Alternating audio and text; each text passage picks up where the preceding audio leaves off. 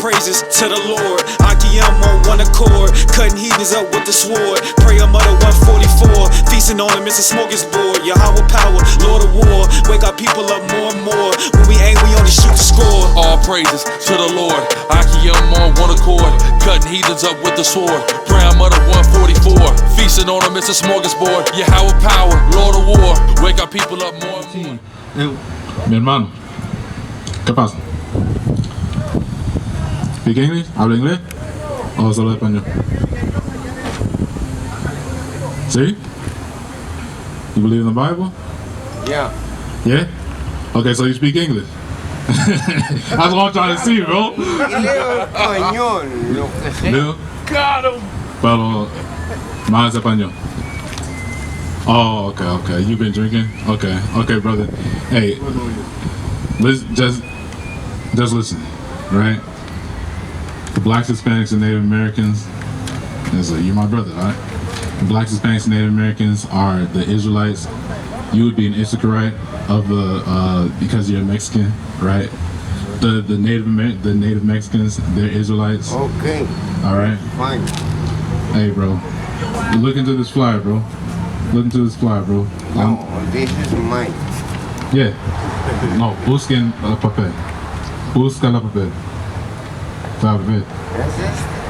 ¿Es Sí. Sí, es. Claro.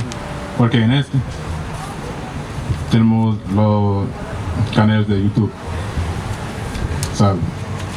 Busquen SICARRI Santos. Busca SICARRI Santos en YouTube. Si tienes. ¿Sabes? Y miras los videos y los clases. Mira, Sí. yo te voy a decir una cosa bien bonita. ¿Por qué no metes a tu bendición? Why you don't No, give? no, He no, said, no, why don't you give him his blessing? Oh, that is a blessing. ¿Habla español? Sí. Sí. ¿Crees en la Biblia? ¿Crees en la Biblia? Sí. Sí. Ok, lo que estamos haciendo nosotros, estamos predicando que los indígenas de Norte, Sur y Centroamérica somos de los tribus de Israel, que nuestras costumbres son de los hebreos y que es tiempo a regresar a nuestro Dios, el más altísimo de la Biblia, y regresamos a los mandamientos. Yo no le estoy pidiendo la información de él. ¿Qué quieres? Nada más quiero la bendición. Pero si quieres la bendición, necesitas que hacer algo para Dios para que Él te dé la bendición. No nomás te va a dar la bendición y tú no estás haciendo nada. Sí. ¿Es bendición? Mira. Por eso es porque nuestras comunidades estamos como estamos, porque nosotros pensamos que eso es bendición, pero eso no es bendición. Tú también naciste de esto. Pero yo no estoy diciendo que eso es bendición. El bendición es el reino de... Pero yo no te estoy diciendo que me des una de estas. Entonces, ¿qué quieres? La bendición. La bendición. Y te estoy diciendo que la bendición viene cuando nosotros mantenemos los mandamientos. Los 12. No, los 613 mandamientos. No nomás son 10 mandamientos. Ya me la mataste. Y esos son nuestra gente. I'm just letting him know that it's more than 10 commandments. It's 613. That's right. He's asking me for a blessing, but he says he don't want to do nothing for it. You know? And I'm telling him that our people aren't blessed, that we have to do something for that blessing. Right. He said he already has a blessing. He pointed to the beer can. I let him know that that's our problem as a people, because we think that's our blessing. We think that these small enjoyments that we could get here in Babylon, we think that's our blessing. We're content with that. That man is content with walking around being drunk on the streets when he's an elder. He should be teaching us. All right. Right? That's right. But all we've been seeing all up and down 26th Street is our people walking with cases and cases of beers, not having a care for the word. We're out here reading the Bible. The least they can do is stop and ask us a question, because guess what? I guarantee you, all these people walking past, if you ask them, they'll tell you that they're Christian, right? They'll tell you that they're Catholic and that they love God. Right. But they don't have time to stop by and ask us questions, right? They don't have time to inquire about God. I was trying to find something in Spanish. Job 32:9. Great men are not always wise, neither do the aged understand judgment. And the aged, our people are an example of that the aged don't understand judgment because our elders have failed us. Our elders aren't relaying the judgment down unto us. Because really back in the land, the way it was structured, that's how it was. We learned the judgment from our elders, our fathers, our uncles. They're the ones who are supposed to be teaching us these laws, enforcing these laws and instilling them into us. But now that we're on this side of the world, right, now that we've gone off into wickedness and we're under this oppression, we've thrown the law to the side, we've cast it away, right? And we've started to indulge in everything that America has to offer now, right? We started to indulge in the alcohol, the cheap alcohol, the drugs, right? Because we're lost without these laws, statutes, and commandments. We don't have no one telling us we shouldn't be doing drugs, right? We shouldn't be strung out on heroin or coke, right? We shouldn't be drinking from sun up to sundown, right? Just to get by, just to feel a little bit of bliss and happiness. That brother said that beer can, that tall boy was a blessing for him, right? Because he's under oppression, right? And that's the only thing that he feels could alleviate that. You know, get himself drunk out his mind to where he walking up and down 26th Street. You know, anything could happen up here. You can't be lacking on 26th Street, but our people just want to walk up and down drunk, you know, unaware, without caring the world. All right, bring it up. This is Deuteronomy chapter 28, verse 28. And the Lord will smite thee with madness and blindness and astonishment of heart. Right, and we see that in our communities. We see that in our neighborhoods. Everyone knows a Jake walking up and down the street who's smitten with blindness and madness and astonishment of heart. Right? Our hearts, when it says that we have an astonishment of heart, that goes into our nature as a people. Now we've been tamed, right? Now we've been dulled with the drugs and with the alcohol, right? We can't even stand up as the men that we used to be. We used to be warriors in this Bible. That's right. And that's really like, you know, when you see somebody that's constantly drinking or constantly smoking blunt after blunt after blunt, they're not just doing that just so they can feel a high. They're trying to suppress something, man. Right? It's not. I'm not just smoking 10 and 12 blunts and drinking 24 cases of goddamn beer just because everything is okay and I want to be happy. I'm trying to forget something, right? I'm trying to lock something in a dark space hidden in my mind to where I don't feel it no more. I'm trying to become numb. And that's the same thing we do when a woman has birth, right? When they're having birth pains, what do? They call for the nurse to get them a bunch of goddamn drugs, right? Epidurals, know what I'm saying? They steady hitting that goddamn button, right? But they're trying to suppress that pain. That's the same thing you blacks and Hispanics are doing, man, when y'all indulging in these drugs, man. That's right. Right. Yeah, bring it up. This is Ephesians chapter 6, verse 11. Put on the whole armor of God, that ye may be able to stand against the wiles of the devil. And that's the problem with our people. We've taken that armor off. We don't even know what the armor is, actually. At this point, we have no idea what that helmet is for. We have no idea. Even if we put the armor on, we wouldn't know how to use it. The breakdancing Mexican doesn't even know what Right. But he always bringing it out. Exactly. Bring it up. Ephesians 6 and 11. Put on the whole armor of God, that ye may be able to stand against the wiles of the devil. And that's what we need. We need that armor to stand against the wills of the devil. We need that faith, you know. What you got? No, it's good. You can drop it. Yeah, bring that out. Isaiah 5 and 11. Woe unto them that rise up early in the morning, that they may follow strong drink. Right, that they may follow strong drink. We've been out here since 1 o'clock.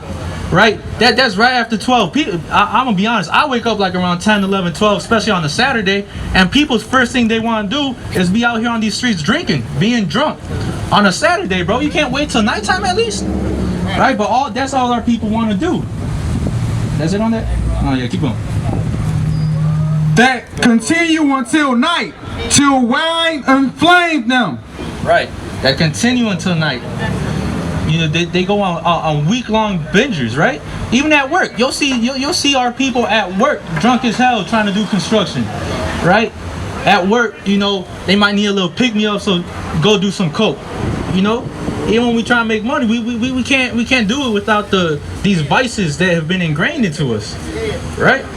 Yeah, bring that up. That brother said that beer was his blessing. This is his real blessing. This is Deuteronomy 33:1. And this is the blessing wherewith Moses, the man of God, blessed the children of Israel before his death. Verse 18. And Zebulun, he said, rejoice, Zebulun, in thy going out, and Issachar, which is you Mexicans, in thy tents. Verse 19, they shall call the people unto the mountain, the tribe of Issachar, who would blow the ram's horn to call Zebulun to the mountains, both in their original land of Israel. So right, so that blessing, that's the true blessing, that prophecy of the camaraderie that the Central Americans and the native Mexicans would have, that the Aztecs and the Mayans would have. Because if you go into the history, that's exactly what would happen. Even though there might have been some wars between both of them, when we wanted to celebrate feast days, we would all congregate together and celebrate those feast days that are very similar to feast days found here in the Bible. You know, and that's just proof to let us know who the 12 tribes of Israel are. Because we're over here indigenous to, and they call us native to this land, but we know that the customs that we kept here in this land go back to the land of Judea, right? To the land of Jerusalem. That's where our customs come out of. So you can't say that we originated here. We might be native to this land, but that's because no one was inhabiting the land when we got over here. But this isn't our land. We migrated to this land, right? And you read about that in Ezra. That's right. What you got? This is Proverbs chapter 23, verse 29. Who have woe, who have sorrow, who have consciousness. Right? Who has woe, who has sorrow, right? That's our people. That's describing our people. We're the ones out here, because like I said, you won't be out here drinking from sun up to sundown if you don't have woe, if you're not going through something, right? If your life was on track, right, you had a perfect job, you had money, right, you were right with God, you wouldn't be drinking from sun up to sundown. that's right. But our people have woe. We've had a millennia of woe upon us, right? Because you gotta think about it. The last time the 12 tribes of Israel were doing semi-decently for ourselves, that goes all the way back to Solomon, right? That's when the 12 tribes were actually together. After Solomon, what do you have? You have the Babylonian captivity, right? You have the Assyrian captivity, the Assyrian-Persian captivity, the Greek captivity, the Roman captivity, right? And after that, all the tribes were disbanded. We were never together again. As a people, we've never been able to come together after that. And that's why we're out here on these streets and on these corners. That's why we're out here on 26th Street, a predominantly Mexican community, because it's time for us to gather together. That's right. Right? Zephaniah 2:1. Gather together, O nation not desired. That's right. Our people are those nations not desired. These 12 tribes, the blacks, Hispanics, and Native Americans, are nations that have not been desired. So guess what? It's time for us to desire each other. Right? It's time for us to come together and to really implement community amongst each other, right? Right, on the positive, because guess what? We want to do all the negative. Right. Because I could point to the gangs and be like, well, there's community, right, between blacks and Hispanics, because even though there's black and Hispanic gang wars, there's gangs in Chicago that there's black Latin kings, right? That's right. There's Hispanic GDs, right? So we to a small extent we understand coming together, but we're doing it on the left-hand side, right? We're doing it to kill other blacks and Hispanics. So that doesn't profit us nothing. You're not going nowhere with that type of community, and that's the thing. The thing that binds those brothers together is gangs, it's violence, it's selling drugs and getting money. The thing we need to bind us together that will make our communities a better spot, that will put us economically on top, is the Bible and the commandments. That's what's going to bind us together and keep us together and make sure that we're on point with it, right? Because gangs haven't gotten us, they haven't liberated us from anything, right? Even the gangs whose mission statement was, you know, a sense of protecting our neighborhoods, they got off track when they started making money, right? Damn drugs. Right, them drugs. And guess what? Even if it was infiltrated, even if the drugs was given to us, right? Because what black, Hispanic, or Native American do you know with a small plane that could go to Cuba or Colombia and come back with the drugs? We had to be given that, right? We had to been given those ideas to even want to do that, right? And even with that, what they did was when they took certain men out of the goddamn house, told them to go fight in that goddamn war, man. They got strung out on that goddamn heroin because of what? They see a lot of fucked up shit over there, right? People getting their head blown off and everything else. So once again, they're trying to suppress the stuff that they saw, right? So then when he comes back home and he's an army veteran, can't get a goddamn job, he's on the corner, what? Looking for goddamn heroin, man. Right. Exactly, and that was a big problem. What was that? Vietnam? Right. When the men came back from Vietnam, that's all they could turn to, right? Were the drugs. People coming back with one leg in wheelchairs, right? And that shows you that America does not give a damn about your service. That's right. Right? You could serve this country life, death, and blood. They don't give a damn, right? And that's the white man. He'll make you a part of his army, and he'll use you as infantry. He'll use you as pawns, basically, to do to do his dirty work, to infiltrate all these other nations where he's the one benefiting, right? He's the one who benefited from the Iraq and from Afghanistan. The soldiers didn't benefit. They were at a net loss. And just to silver back off that point, right? How you know they really don't give a damn about them? You got these individuals, right? They get shell shocked, right? Because I had a brother who talked to this girl, right? Her pops, not her pops, her grandfather was in the war.